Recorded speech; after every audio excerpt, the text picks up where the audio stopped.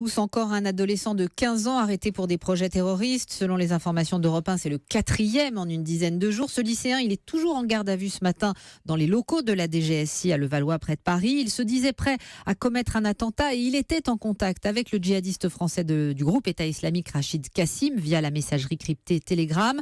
Cet ado vit dans le 20e arrondissement de Paris et ses voisins le considéraient comme un garçon exemplaire, Théo Manval. Oui, c'est vraiment le type de profil imprévisible pour les enquêteurs. Un jeune homme sage de 15 ans qui vient d'entrer au lycée, bien intégré.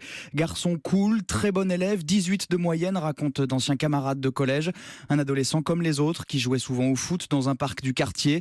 Un papa chef d'entreprise, une maman mère au foyer. En tout cas, personne dans le quartier ne l'avait vu changer, lui, ni de comportement, ni de façon de s'habiller. Karina est sa voisine d'en face. C'est un garçon qui est très discret, très rattaché à sa maman. Il est vraiment jamais seul ou traîné dehors. Il travaille très bien à l'école. J'étais choquée. Je vois pas à ce point il va faire ça ou quoi. Je comprends pas en fait. Vous savez, des jeunes de maintenant, quand ils se préparent à ça, ils se montrent pas. Ils parlent avec personne. Quoi. Et c'est pourtant bien lui que les enquêteurs soupçonnent d'être en lien avec le djihadiste français Rachid Kassim via la messagerie cryptée Telegram. Lui qui se serait proposé pour commettre un attentat, se disant prêt à passer à l'acte.